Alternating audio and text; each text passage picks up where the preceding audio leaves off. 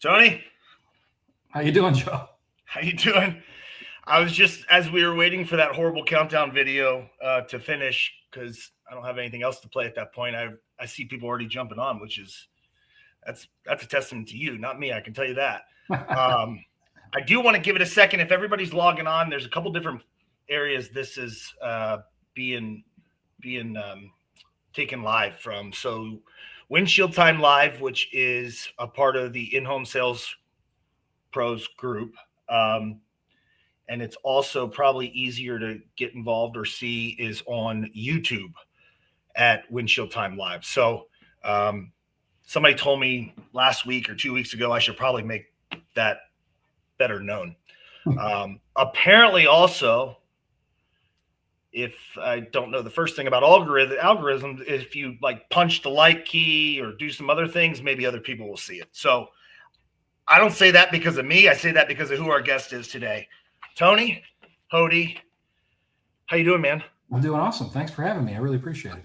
I can't, I know everybody automatically says thanks. I can't thank you enough for taking time out of your day to join a goofball like me and talk about business for a little bit, especially horrible. I didn't even realize today is, whatever Friday before Easter. I'm all off on our days. So I appreciate you doing that. I really do. In case somebody who is going to watch or is watching doesn't know who you are, I think it's only fair in your words. If you want to give us a background and just a general vibe, why the heck would I have Tony Hoty on? Yeah, no, I appreciate it. So I got my start in the home improvement industry back in 1993. I got a part-time job. It was supposed to be just a short-term part-time job for beer money at the Ohio State University and down in Columbus, Ohio. And, one thing led to another. I really loved it. It was, door-to-door canvassing position, going around job sites and passing out flyers, talking to homeowners, trying to book estimates with the neighbors nearby. And I loved it. So I continued to work for the company. I worked for them in a number of different capacities. I worked in the call center on, making dials to old dormant inquiries and things like that. And I worked at home shows and events, state fairs. Also worked face-to-face in Builders Square and HQ. Those were that's what Home Depot and Lowe's were back then. Oh, wow. So they had an SFI program, sell, finance, install, a retail big box program through those guys. And so I got a chance to do that. And, a lot of face-to-face, person-to-person lead generation and, just manufacturing leads, kind of making leads out of thin air through, human connection, not through big budgets, not through advertising, not through traditional forms of marketing. And, obviously we do quite a bit of that in the home improvement industry. And so that's, we've been able to build a business around it. So, and you have a business, is it exteriors, interior? It's both, isn't it? So we have a replacement window and door division, and we have a bathroom remodeling division. And then on the other side, like you have on your jacket there, you have the training and consulting. That's correct. Yeah. So I felt really strongly that I wanted to be in the business to coach and train from relevance, to coach and train from what's happening today. we're on YouTube right now, right? Broadcasting in one platform, right? And there's a lot of YouTube heroes out there, a lot of gurus that, used to do it, kind of do it, but, not really fully immersed in it. And I felt leadership, really means leading from the front. And I really wanted to stay involved, stay relevant. And so that was important to me. I'll tell you, you talked about marketing from a kind of a less than traditional. If for folks that are watching, I highly recommend just go and I don't know what it would be, but or request Tony's friendship on his Facebook profile, because every day there's a post. I always love your post because at first glance you're like, "Ooh, that's risky," and then you realize it has nothing to do with whatever. The other one on the other day was so timely, but it was about tariffs, and then it wasn't about tariffs, but it was, and it's just I love how it's again, to me it just breaks the pattern that we all see so much and just pass. But I always say it's risky. I just had a conversation with one of our advertising vendors, someone that we do spend some money with on print media, and they do some advertorials. These are stories that kind of blend in as marketing into publications, so people don't always realize that they're being marketed to. They kind of get captivated by the story initially, and one of the things that this editor said, "Are you sure you want to do that? It's kind of risky." And I said, I think the risk is in taking no risk. And I really feel that way about a lot of things in business. Yeah. No, that's a good. Probably bring back a little common sense to the world too in most cases. But I just like it. They always catch my eye every time you had something the other day about leave me alone, all these different things. So, now obviously you own a business in the space, and you probably have worn all hats, but is your primary, I guess, passion, excitement is around the face-to-face side of things? Yeah, my primary passion is in being a fire starter, really, and that's kind of what I learned to do knocking doors was, really start the fire, cultivate, nurture a small spark into a flame, and try to, fan that flame into a raging fire, and that's really what the process is when you talk about generating a lead and then converting that lead into a sale, right? And then even making them a customer for life, hopefully, right? And so there's a kind of a constant, never-ending nurturing and cultivation once you get them into your funnel. But I've always been passionate about, the very beginning phase of that, because it's difficult, right? It's if you can help people with the most difficult part of it, that's very gratifying. So when we say, by the way, when we say face-to-face, that could be, I'll let you say, you have you're talking about knocking doors. What else do you guys? Yeah. So today we've got people out knocking on doors around our job sites, and we've got people inside retail stores, big box, retail stores generating leads. We've got showrooms inside those big box stores. We've got people on the phone, so no live shows and events this weekend. I think that's because of, the holiday, but, we've typically got a lot of that stuff going on, and it's a big portion of our lead generation. Wow. Now, you mentioned earlier, just for folks that don't know, and I can't say that I didn't know it until only a few months ago, SFI. When you say SFI programs, what do you mean by that? So yeah, that's an acronym for Sell, Finance, Install. And there's certain programs out there through big box stores like Costco, like Sam's Club. We're in the Meijer store, been in Walmart. And so there's a lot of different programs in various big box retailers where you can either have a temporary kiosk or you can build a permanent showroom inside the store. And those can be great because they're much like a home show, right? You've got displays behind you to support, get people's attention, and you can reference them and talk about them. But there's no competition present, which is phenomenal, right? And these events, you set them up once and they're 360 days a year, 365 days a year with no competition present. That's a home run for us. Yeah. Do you find better products work in any particular one other than? Yeah. So, visually appealing products are, those categories tend to perform better inside the retail stores for sure. You've got people pushing shopping carts, and sometimes they've got, ice cream that's going to melt, or, they're in a hurry. Life's always going to get in the way. But when you have something that's visually appealing, attractive displays, stuff like kitchens, stuff like bathrooms, it tends to get better traction than, stuff like roofing and windows. So, we tend to put a lot more bath displays in those environments. Do you think and it probably, because I mentioned to you before we jumped on, obviously we have a wide group of individuals in the for as small as the group is, at least everybody in the group is an actual human who is in our industry in one space or another. But a majority of them are actual in the home selling. Yeah. But there's still all sides. What's the bit, from a face-to-face lead, whether it's SFI or, we'll just say Costco's, home shows, events, knocking doors traditionally, what's the benefit? You mentioned one, but I'm sure you have a wrath. What do you see the benefit? Both, I'd say if you can answer it two ways, if you don't mind. What's the benefit to the business as a whole? And then what's the benefit to the salesperson, if you don't mind? Yeah, great question. And I love to talk about this because a lot of people don't fully understand it. We often see the obstacle instead of the opportunity.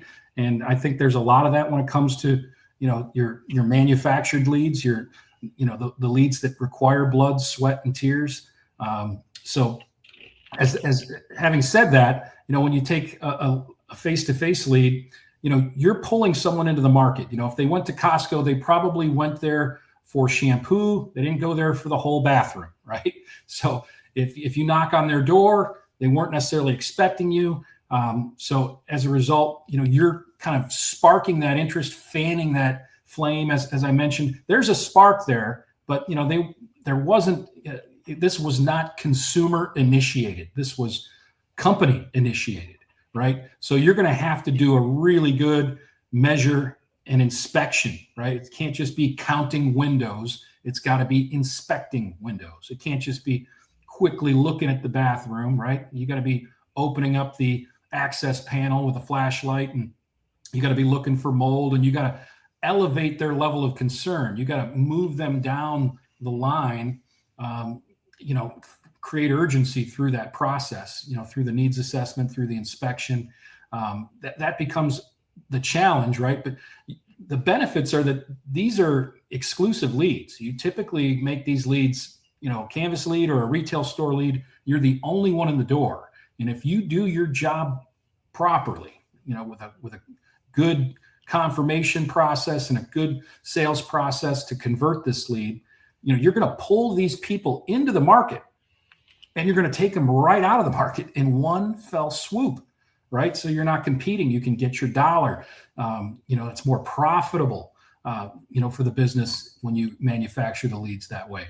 And so you can kind of control the narrative as well. There's not other people in their ear talking about, what product types are the best. And, it's not just price. You can get sometimes some other confusion that the consumer has. You get buyer fatigue, right? Some of these people are shopping around. They can't remember, which company offers which and which warranty is what. And, you eliminate all that when you're the one manufacturing the lead, which is a home run. Do you find that you said the word, which I love? I've always, I love the adage, the words you say give you away type thing, but I love how you said it's an exclusive lead. Right. Typically you'll say, oh, it's non-competitive, not competitive, but it's exclusive. I think that word's just better. Do you find because of that, when I hear the word exclusive in our industry, I always think higher average ticket. Yes. Right. Because you have if you sell an exclusive product, there's a clear, like, hey, you can't get this, Mr. and Mrs. Jones, anywhere else through me. In this example, it's like that it's, you don't have 5 other companies knocking or coming in behind you. Do you find you're able to hold margin, hold ticket price? Yes, definitely. On those leads, that's one of the advantages that you do have. And like you said, every salesperson would love to have an exclusive product, an exclusive territory. That isn't always the case, right? We don't control the supply chain, right? We can't, if the supply chain decides to sell this to everybody, how about an exclusive lead, right? Then it doesn't matter if you're selling a product that other people have access to. You're getting in the door first.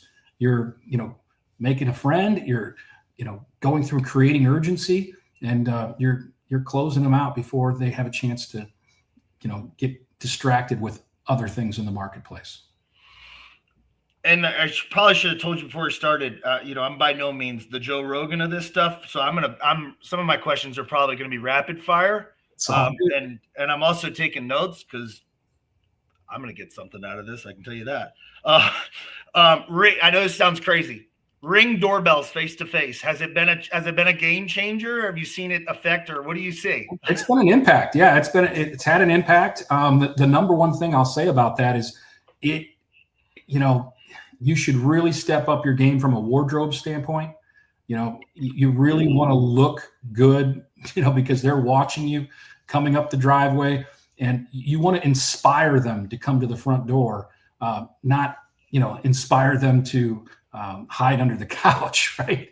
So, being dressed well, being, clean cut, polished. We love the bright yellow security vest that just kind of raises a little curiosity. Is this person coming from the utility company, the cable company, or is there a water line down in the area? That can inspire people to come to the front door. We like a nice sized lanyard ID badge, so that you've got clear identification. That helps with trust and confidence at the front door, and so that will make a big difference in your contact rate. As Wayne Gretzky said, you miss 100% of the shots that you do not take. If they don't answer the door, you've got no shot. You've never tried confirming a lead through the Ring doorbell? Come on, Tony. I thought you were a disruptor, my friend. You have conversations through the Ring sometimes, through the intercom, through the Ring, through the housekeeper, right? Children, they relay the message. Sometimes you have to improvise. That's what, one of the things about, going door to door, being a canvasser, why you see so many business owners in our industry that have a background in that, is because it forces them to think on their feet and get creative when they need to. That's got to be has been a game changer. It was funny. I mean, this literally happened Monday, and I was in the other across on the other side of the house, away from the front door, middle of the day, and I was unfortunately out sick, just type flu, bee flu, whatever it's called, got me pretty bad over the weekend. Anyway, but my daughter is 4, will be 5 this week, and she answered the door. Just on her own, like us. So my wife calls because she saw through the Ring. She wasn't there, saw it, and she's like, "Oh, we probably got to teach her that don't answer." Because then I'm like, "Who's she talking?" Come out of the other side of the house, I'm like, "Who's she talking to?" Right? And she really is like her dad talking to herself. And then I see this guy just sitting at the door, and he's scared because he's like, "Why did this 5-year-old just answer the door? She's got it wide open." She's like, so anyway, that's hey, it's crazy. Now, do you any of your have you ever worked in or yourself, have you ever done it to where you knock and sell, or no? Yeah. So, I've worked with companies in pest control. I've worked with companies that, right now we're working with a company that, is a mosquito shield organization, so we've worked with organizations like that sell products at the front door. That's a little bit more difficult. Again, it requires high trust, high comfort in a short period of time. So, references become extremely important. Social proof becomes extremely important. Canvassing around, job sites that are active, recent, that kind of thing really lends to the credibility overall. Are you like me when you try something that's like, again, bold? Do you get excited when you start getting leads from it and you're like, yeah? Oh yeah. I've had a lot of fun recording transactions at the front door before, Ciro and Rilla and all these things were around. I've used digital recorders to record myself with audio, right? And I've even had the world famous spy glasses that I have with the hidden surveillance lens between the eyes, and wear those at the front door regularly and wear them at home shows and things like that. It started out to kind of study my own technique and see if I could get better. And it turned out to be a great coaching tool with others.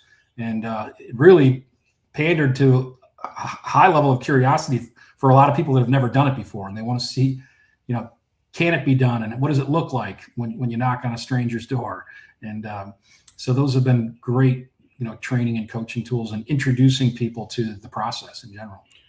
Have you found, or what do you find would be like the main reason a face-to-face program doesn't, um, fails within a business? So everything rises and falls on leadership, right? It's the speed of the captain, the speed of the crew. A program like canvassing, I'll use that one for an example. A lot of them, they try to run that program from behind a desk or from behind the steering wheel, and they're not out there with the troops. And that is a recipe for disaster. It rarely works. You need to have someone who's proficient at this, that's out there in the field and, really experiencing everything with them, showing them that they're willing and able to do everything they're asking of the group. That's a big factor. Same thing with shows and events and retail stores, even a call center, right?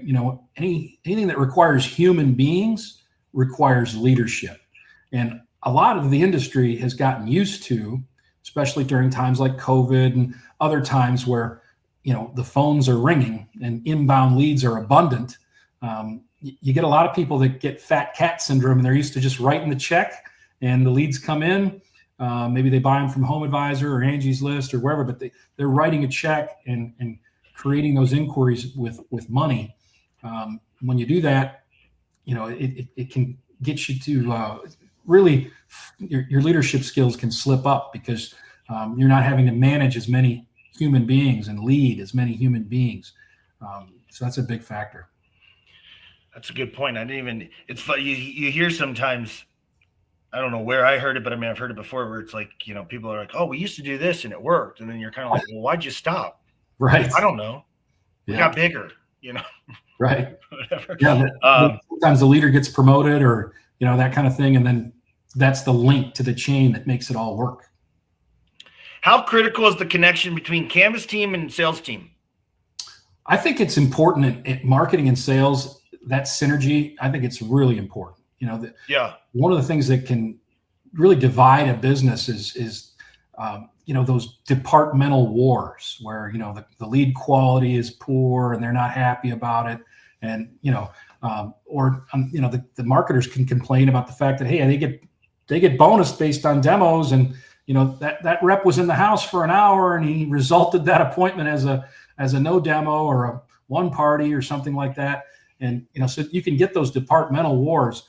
You've got to bring those walls down between the departments and get everybody aligned. It's so important. Our friend Brian Gottlieb talks about that all the time about alignment in the business. And, that's an absolute fact. By the way, he sent in a question for you. So I'm going to get to that. Speaking of that, another thing he taught me is, with sales reps, get them out in the field with installers, right? So they can see, price is what you pay, value is what you get. You ever have a rep that's in a slump, put them in the field, let them go see an install, right? To help them kind of appreciate everything. Yeah. I asked that do you find that beneficial for sales reps to go maybe walk some streets and but observe a canvas team or go work at a Costco for the day or a home show? I love that.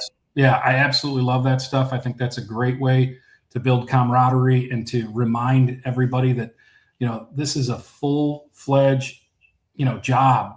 This is not just one lead. This is a career for somebody, that's out there every day trying to make, generate leads for the company.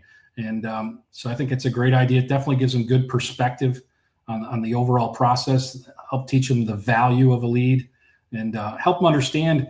A lot of times you'll get companies that, they'll be frustrated. They don't understand why a manufactured lead doesn't look, taste, and sound exactly like an inbound lead, right? And sometimes you knock on someone's door and there's an interest there, right? You've got a person who's been knocking on doors 50 straight with no luck, and they finally get someone that says, "Oh my gosh, I'm so glad you stopped by. We're looking into windows this year." But maybe they have guests at the house, or maybe they're on their way out the door and they don't have a whole lot of time to talk. Maybe they have a child that needs attention. A lot of different possibilities that can happen. And you wonder, why didn't they go through all the process? Well, these people weren't expecting us, right? We came upon them unexpectedly. And so the time wasn't there to go through all the nurturing and cultivation you had hoped to get it to the same level as an inbound lead. And so, it's good for, the folks in sales to see why sometimes that happens. That's a good advice. Yeah. We have a mutual friend, and I called him the other day, Adam Champagne. And I said, what are you doing? He's like, I'm in Raleigh, North Carolina, and we're getting ready to go out with the Canvas team. This is the CEO. Yeah. I go, why are you doing that? He goes, well, one, lead from the front, but two, he goes, I love it. It appreciates, as the sales guy at heart, which he is too. He's like, it makes you appreciate what it takes to put a lead in front of a sales rep. And I'm like, valid point. Let me know how that works out for you. But yes.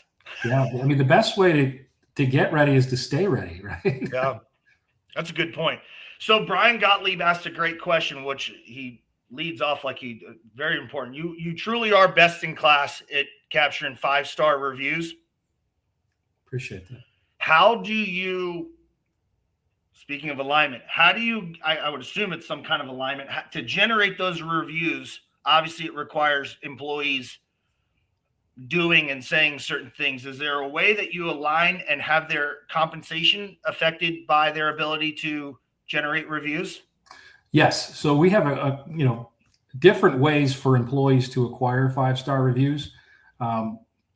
If we talk about the installers, for example, they have a postcard that they use as a tool to approach the homeowner initially at the installation, to give them their name so the homeowner doesn't forget it, right? And I think that's important. Familiarity is important with comfort and trust. And so they have a postcard with their name on it, and it says, and their goal is to say to the homeowner, my job today is to provide you with a 5-star experience. And so if there's anything I can do to deliver on that promise, make sure the cats stay indoors, take special TLC on any bushes you have outside, or make sure if you're on a Zoom call that we keep the power tools off, whatever it might be, just let me know. You've got my name right here. Don't feel free to interrupt me at any time, ask me any question. Now, if I'm successful at delivering on that 5-star experience, would you have any problem writing a 5-star review or leaving a 5-star review for me? It's a real easy commitment to get. Yeah. And when you get that commitment, right, one of Dr. Cialdini's, 7 principles of influence, people are generally going to follow through on that commitment. And so, that postcard we leave with them, and it's got a little QR code where they can scan to get to our Google listing and leave a review. And so that's one way that we do it. Second way that we do it is we have a company brand ambassador go back very shortly after the job is completed. They deliver a gift basket, and we're going to stimulate reciprocity with that gift basket. Another one of Cialdini's principles, right? And, we're going to, at that time, request a review, and we're going to do it after we've taken a satisfaction survey and we see that, boy, it looks like we got all 5 stars here. The thing about you ever heard that old saying, if a tree falls in the forest, but nobody's around, did it make a sound? Yeah. The same thing. If we do a great job for you, but nobody knows it, it doesn't help our small business one bit. So we would love to give you a voice and help get the word out about the great experience that you had. And so that's another way that we collect those 5-star reviews. And I think whoever gets the review, installer, whomever, are they compensated anyway, or? Yeah. So, the brand ambassador, it's built into their compensation plan, and the installers have an incentive based on the number of reviews that they accumulate. They have a financial incentive for that as well. And so it definitely helps, compensation always a factor in influencing behavior. But I'm sure it's funny. I always found, at least personally, if I got a review, like the compensation, monetarily is nice, but it still is nice to see, kind of, especially if your name is in the review. Absolutely. Yeah. Right. Yeah. The old saying is, grown men, die for it. Babies cry for it. Recognition. Right. Yeah. That's what it's all about. And we love to see our name in lights, whether it's on Google or, on a satisfaction survey or in the company thread that somebody did a great job, you can't get enough of that praise. Just not on a court order, right? Just kidding. Just kidding. Hey, we do actually, I always forget to look at this, but we do have some questions also live in the chat. Our good friend Sal, do you prefer to be the first or the last in, or does it matter? I would assume that's probably more on like a home show or an event appointment. Any thoughts there? Yeah, so I always like to be the first one in the door. We have, I'm grown up that way, right? So I like to not have confusion. I like to have the opportunity to earn their business and steal them off the market before they ever shop around, right? And that's, again, for our financial health as well, right? So that we can get our margins and we're not getting into a price war with people. But we've developed a lot of tools that help us do that, right? So I'm a big believer in mindset, skill set, and tool set, right? So the right mindset, positive attitude, so on. Skill set, you've got to practice, drill, rehearse your craft. You've got to be prepared. And the tool set are things that can help you along the way. Things like Zero, things like Rilla that can help you refine your craft. Also tools like something we call our Dare to Compare form. We give our customers, when we market face-to-face, a Dare to Compare form where they can earn a discount or they can earn a gift card if they do a little homework. And that homework involves them just doing quick research on our company as well as a few others. So, and they compare in a little graph, they compare our review scores to anyone else they might be considering for the job. Well, you can imagine when they get done with that exercise, we're always at the top of the heap, right? We're always looking better than anyone else they might consider from a customer review standpoint. And it's not us saying it, it's the homeowner discovering it on their own. We help them along with that tool, but those kinds of things, tools like that, can help you convert business on the first call, even when you're the first one in the door. I just shared, by the way, and I know you don't mind, I just shared this was back in the beginning of April. I saw you talk about this with mindset, skill set, tool set. I just shared a link on the comments that'll take you right to this post that you go in pretty good depth about it. So definitely something to check out around that. I noticed that the other day. It's really, really strong. What's the how crazy, when COVID first hit, I mean, there's a problem being you weren't even really, in some markets, probably not even able to knock doors and do those things.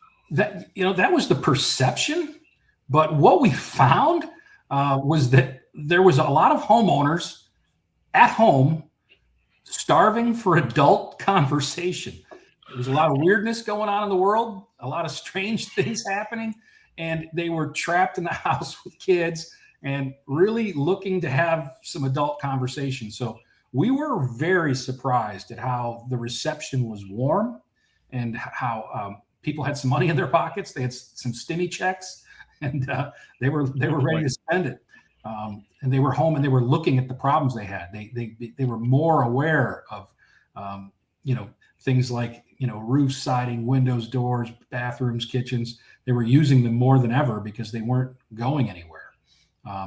So it really wasn't a problem. Obviously during the height of things, when things early on just happened, and there was some kind of shock at that point. But once people got over that, it was a great time to be knocking on doors.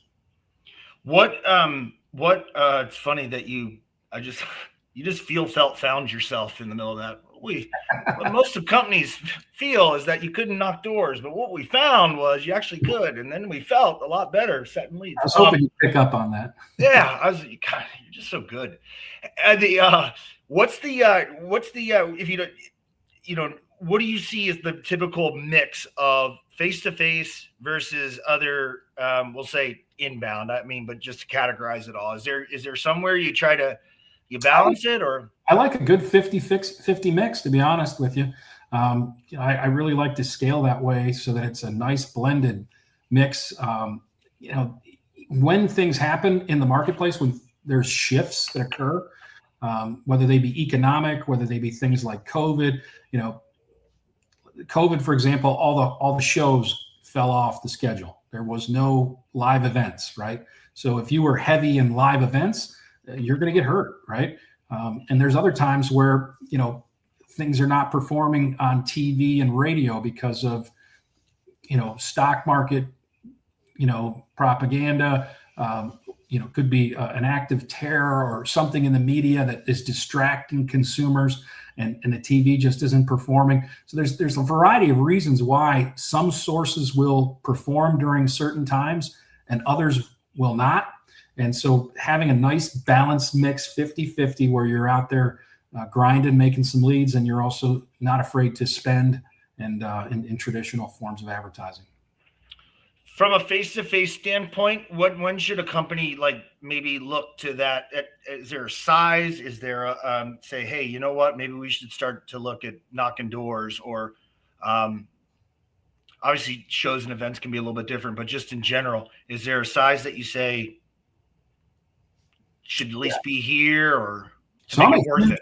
I'm a huge advocate in having your brand ambassador who delivers the gift baskets to your customers immediately after the job is complete. I'm a big advocate of having them knock on some doors in tight proximity right around the job site. Just get that low-hanging fruit.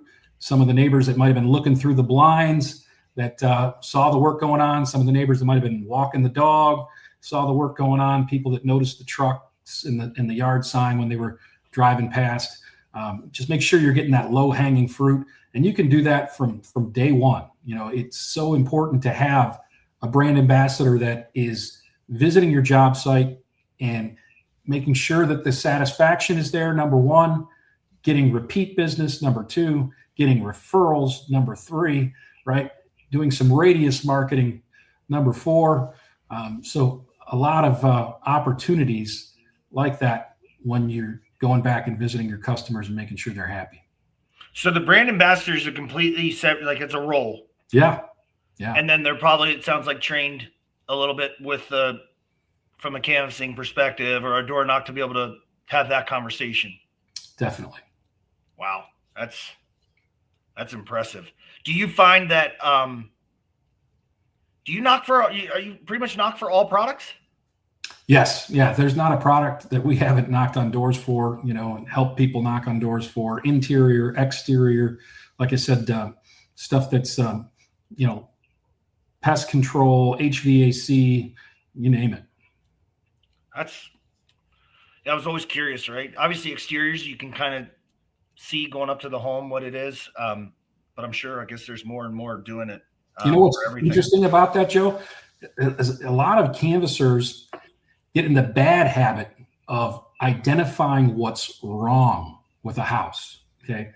Because they can see that the roof has streaks, because they can see that the window has a broken seal, because they can see that the siding is peeling, they have a tendency to attack that weakness, and it really makes homeowners, it puts them on their heels. They're not really, whether they, they just don't appreciate it. It comes off as kind of an attack in a sense, right? Whereas when you can't see the product that you're canvassing for, it kind of forces you to be more complimentary, right? I noticed that you had a new roof. It looks great. Who did it for you? How long ago was it? Are you happy with it? I noticed you had new windows. I noticed you had a new driveway. The compliments are what goes a long way. A sincere compliment is a great way to start a conversation. It's got to be sincere. Flattery is from the teeth out. You want to make a genuine compliment, but that can really start things off on the right foot versus the attack, which really doesn't help. Hey, looks like your roof's piece of shit. What else you got on your mind? But also, now that you say that, we just had this conversation 2 days ago around this. Not the advice you're giving in terms of that. And it was just in general that, hey, roofs tend to historically be a little bit easier to set initially, because of the streaking, you can almost always find it. But I also am thinking about it, maybe I'm wrong, but you'll know, is if we go on the attack, as you say, we may be shortcutting what they're going to be like, you know what? Sure, my roof, but here's my, you know what I mean? And we cut them off, and they could have told us about what really is keeping them up at night. Absolutely. You think that's bad. come check out this side of my house and the siding's blown out. You know what I mean? Yeah. So that you're exactly right. I mean, you got to have two ears and one mouth when you're out there. And one of the things is complimenting and then saying, well, obviously you take a lot of pride in your home.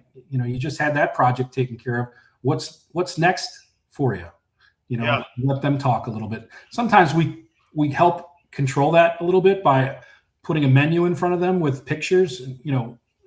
If I was going to leave a brochure behind on any one of these projects here, which one would it be? And you can kind of steer the conversation, but they're still getting to choose, right? Yeah, that's fire. I didn't even think about that. Wow, that is good. Obviously, you're going to cover all that with the Lead Gen Expo, so I'm not gonna tell you to tell us all your secrets, but I do have a couple more questions for you if you don't mind, and still have time. Yeah. And I think this will be helpful, sales perspective, business, all of it. Do you find a general, and we'll just stay, if you don't mind, with door-to-door, canvas, but maybe it's as a whole with shows too. Do you have a different demo rate performance standard on these leads than you do on, say, a TV lead, a direct mail piece, or yes. Give different KPIs, if you don't mind, all around? Do you have some? Yeah, so they do have a slightly different metrics, that are associated with them. And that's a great point, Joe, because again, when a company has never done this type of marketing before and their KPIs are X, Y, and Z, when they start to pull the statistics on these news sources and they don't match, they have a tendency to think there's something wrong with the program or something wrong with the people. And that's not the case. It's just they bear a different set of metrics that can be profitable, even though they aren't a mirror image of your inbound metrics. Again, part of that is because you can have higher closing, you can have higher tickets. There's a lot of things that can be higher, even though your issue rate is the big one, right? So if we generate 100 leads at a retail store, we're hoping to issue 60 of those would be a great job, right? 50 would be an okay job. And canvassing about 50% of the leads that we generate in the field. And again, the reason for that is, on a canvas lead, for example, or show lead, a retail store lead, one person might be shopping by themselves, or one person might be at home by themselves at the time they have the conversation with the marketer. And so that one spouse or that one individual wants to have a discussion with the alternate party before they commit to this. And sometimes those fall apart, right? On an inbound lead, they've likely had that discussion before the phone call was made, right? John told Mary, please give a call to the window company today if you have time. We need to get a quote, right? Mary told John, hey, I'm fed up with this bathroom. Google somebody that can come out here and give us a quote. But there's a discussion between the two and they're on the same page. When we're the initiator, a lot of times they haven't had the opportunity to have that conversation. So there's more fallout, more attrition on those leads. That's good. I didn't even think about that. And then obviously just having the realistic expectations, they're not going to maybe perform as well as, say, someone calling in or calling you. Right. That's a good point. Do you? It's all about intent, right? There's a higher level of intent when they initiate the process. When you initiate the process or your company initiates the process, their level of intent is a little lower. So I was looking up while we were talking there. Always apologize. I got 5 screens, it seems like, these days. You would think I was a day trader, and I'm not even that good of a Windshield Time live host. But can you explain? I don't know if I can even. I think I can.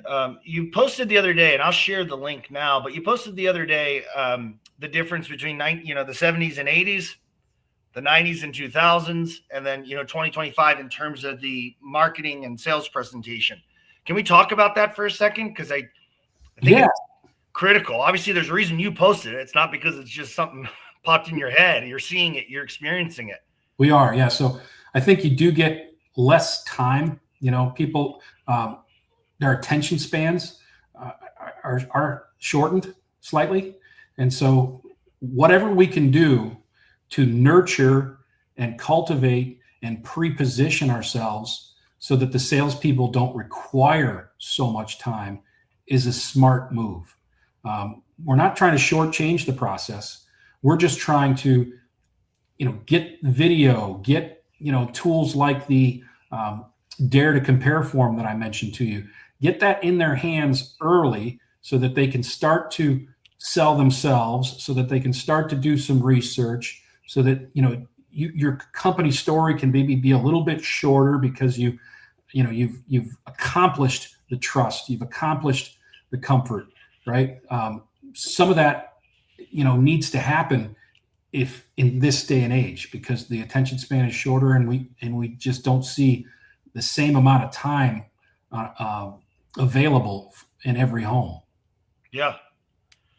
Have you noticed any change as we've come, pretty much, I don't know, like out of the pandemic? Are you seeing conversion rates go down at the doors? Because people are maybe back, and obviously the federal government's really, really, like in where I'm located, is literally the home to the federal government outside of DC here. Are homeowners back in the office? And the contact rate has been noticeably lower, since the pandemic. And there's still more people working from home than ever before, right?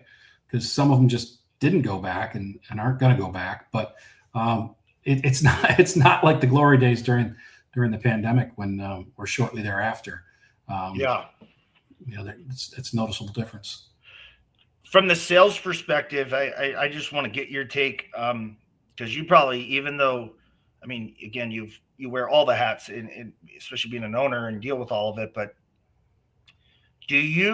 what's your take? It's going to become my most popular question for everybody. What's your take on do I present to or do I not present to a single party appointment? Yeah, that's a really tough question. We talk about it all the time. We feel like, and we've experienced that, if you don't do that, okay, you expose yourself to negative reviews and pushback, and in which case you're going to have to spend some money and spend some resources to try to counteract that, right? So you may be better off, just presenting to one party. However, I would say this, do everything in your power to get both parties there.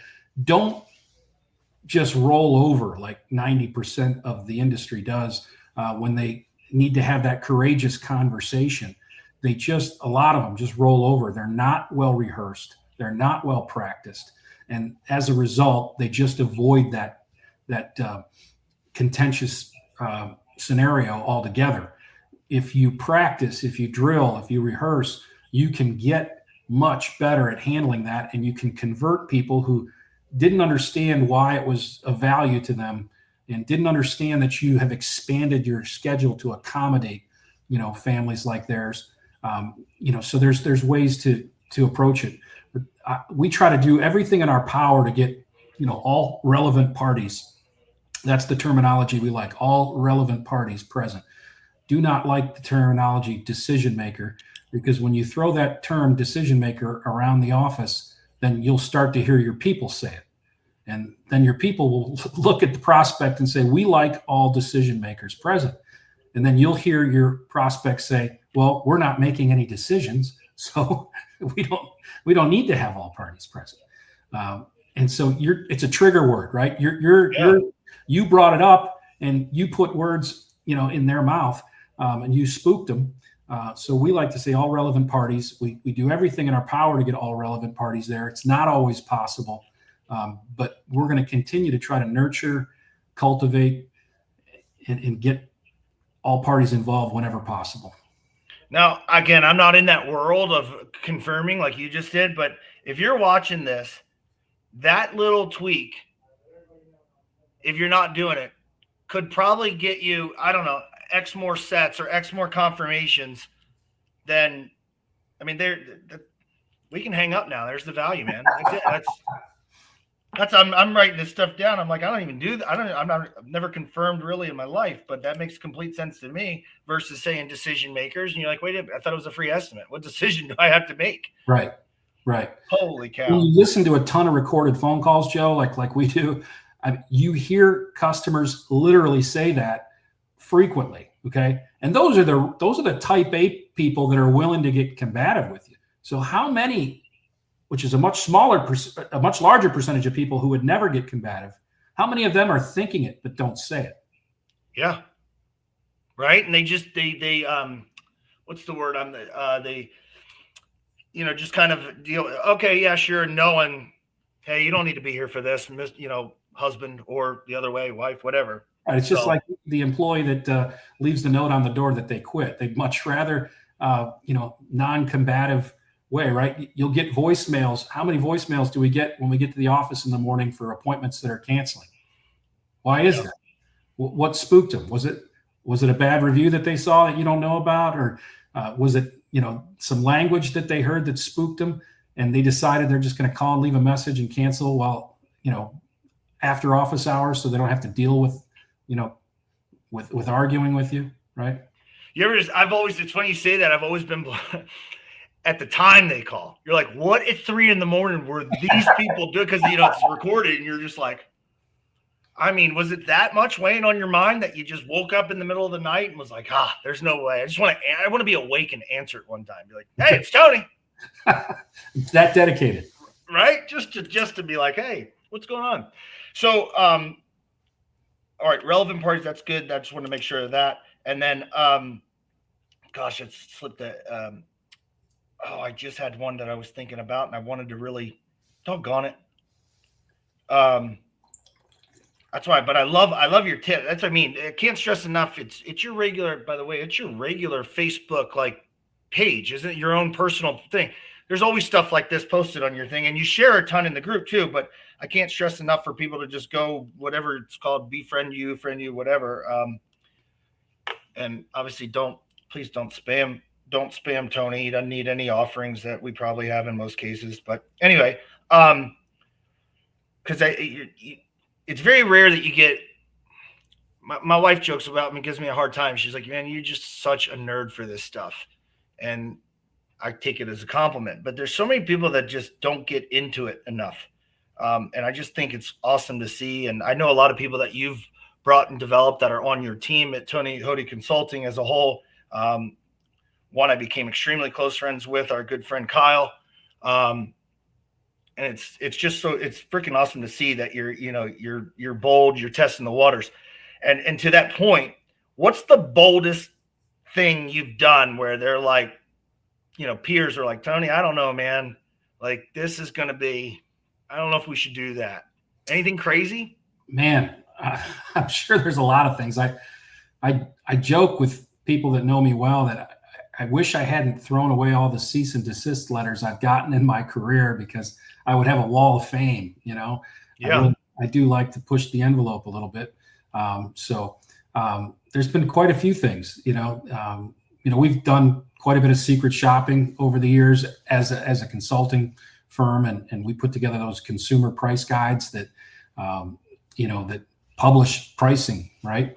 And, some competitors out there, some companies out there, they don't like to have their pricing published, but, we've been reading a book called They Ask, You Answer, right? Meaning the consumers ask and you have to answer what the consumers want. And I think it's a great book. And I think that we're moving in a direction to start giving more answers to people earlier in the conversation. We're certainly not trying to, again, shortcut the sales process or, overqualify or pre-qualify, but, we want to give a little more information to people and, be a little more daring that way and develop a little more trust with our target audience. And so we're going to take some bold moves with that stuff. But years ago, I had a website called Windows Over the Web, and that it was a price calculator that you could design, price, and buy windows online. And that was 18 years ago. So, wow. That's, yeah, I remember seeing that gentleman, I want to say Marcus, they ask you by, I can't remember, I should know his name. Yeah, Marcus, that's right. Yeah. Right? Yeah. He's here in the the DC, Northern Virginia market with the pools and everything. I remember seeing him, and it's like, yeah, why don't we do that? But that's always interesting. Last couple of questions here. And I had to write these down because I just want to make sure. What do you know now that you wish you knew when you were at my level? Man, well, I don't know what you mean by your level. You're well, it's not to your level. So just I didn't know years ago how important culture was in a business. I didn't know how important alignment was in a business. Just really didn't understand that was the glue that held it all together, and that really got everybody rowing in the same direction. You can have, good process, great products. You can have even high performing people, but if they're not aligned together and you don't have good culture, it's going to be tough to move the needle. It's going to be tough to really sustain long term. And that's something that's becoming more and more apparent every day. Yeah, it's I was talking to a fellow. You said it best there, but it was like you've always heard the line, in the absence of value, price becomes the only deciding factor with the customers. And I say, well, in the absence of value of a company, the W-2 or the pay stub becomes the only deciding factor. That's right. And that's not a good place to be. Because to echo what you said, for me, I attribute it to BG, but I'm driving on the road some days and I'm kind of cussing him, going, damn it, he was right. Because you just hardballed. Normally, the way I was brought in the industry was like, find a way, which is good, but it's also like, these are humans. You're not going to win without people. Right. So I love that. I love that advice. I did get a question that popped up that I want to make sure we get answered from a viewer. Does presenting the dare to compare encourage the client to seek other options, potentially diminish the exclusivity of your appointment? It does not in our situation, because like I said, our scores are so strong and so so much superior to a lot of our competitors in the area. I know not every company is at that level yet, where they haven't focused on really accumulating great scores and keeping themselves squeaky clean. But if you can get there, it won't necessarily have a negative impact. I understand the concept of leave your competition in the car. Don't draw attention to anyone other than you. But again, let's not be naive. They know we're not the only company out there. They're going to have a thought at some point in time about the possibility of shopping around. We might as well control that narrative and put things in perspective regarding our reputation, and there's some other things on that form that help steer them in our direction as well. Not to get all loopy and conspiracy theorist on folks, but I still do believe in the exclusivity of the face-to-face lead. But let's just say your canvasser sets an appointment with me. I then say, okay, well, let me just jump online, and I agreed to it. But before that guy comes out here, let me just jump online and know who the heck I have coming out here, if I don't already know them. Now, that information, I don't even think it is a conspiracy. I think it's pretty valid. Everybody knows it. Now that information is captured in the abyss. Now I've got window companies on my TV showing me commercial, all those things, right? And so, I think, in this day and age, it could be, who knows, maybe the Ring doorbell's listening, and next thing you know, or the Alexa's by the door, and all these things start popping up. I get home after long road trips and I see these divorce attorney ads, and I start wondering what happened while I was gone, right? I'm like, okay. She's like, it has no connection to that. That's not true. And I go, I don't know. Jules and I were at the airport, and one of the wheels on our suitcase had broken after a long trip of hauling this, traveling with a female. The bags weighed down, right? Probably 100-pound bags. anyway, the wheel broke, and she said her phone. We had discussed it, and her phone had an ad for a suitcase. Like we couldn't believe it. It was almost instantaneous. Yeah, it's crazy. It's crazy. Well, again, I want to reiterate, and I know, and I always like to reiterate to everybody, I asked Tony to come on. I'm grateful for your time, but in doing that, I also want to recommend that you check out, it's leadgenexpo.com. That is, if I'm not mistaken, June 4th and 5th in Ohio, correct? That's correct. Yep, my hometown of Cleveland, Ohio. Is it nice in Ohio that time of year? It is. It's about it's a 90-day window when it's safe to come to Cleveland. Yeah. Hey. So they can go best to go there. Obviously, Tony's in the group, so you can find him in the group, but you can also just go to his Facebook. It's probably anywhere else you want me to direct anybody. Yeah, TonyHoty.com. That's the website. You know, we have I mentioned mindset, skill set. We've got some tool sets in there for door-to-door canvassing and you know, show and event marketing, retail store programs. We got our brand ambassador package. So there's a lot of different tool sets in there that you can consider. And again, even if you're, you know, not ready to engage in that sense, I can't recommend enough to take advantage of all the resources that you put out there. And I can't thank you enough for the ones that you post over into the group for everybody. I know I've messaged you on the side going, can I get that PDF? Can you send me that program? I love it. So, Tony, thanks again. Any parting words? Happy Easter to those that are celebrating. Have a great weekend. That's it. Good. Any good plans? What do you guys do in Ohio? So I'm part of a big fat Greek family. We have a huge Greek feast. You don't look it at all. Yeah, and we got the the lamb on the spit and all the trimmings. It's awesome. I'm looking forward to it.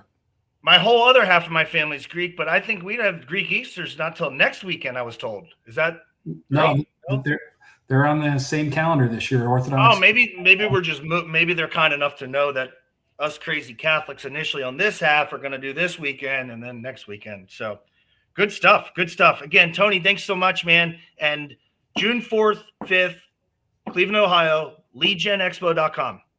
Right. And by the way, there are still seats, correct? Yes, there are. Okay. There are still seats left. Yeah. Awesome. Thanks, man. Appreciate it. Thank you. Bye, folks.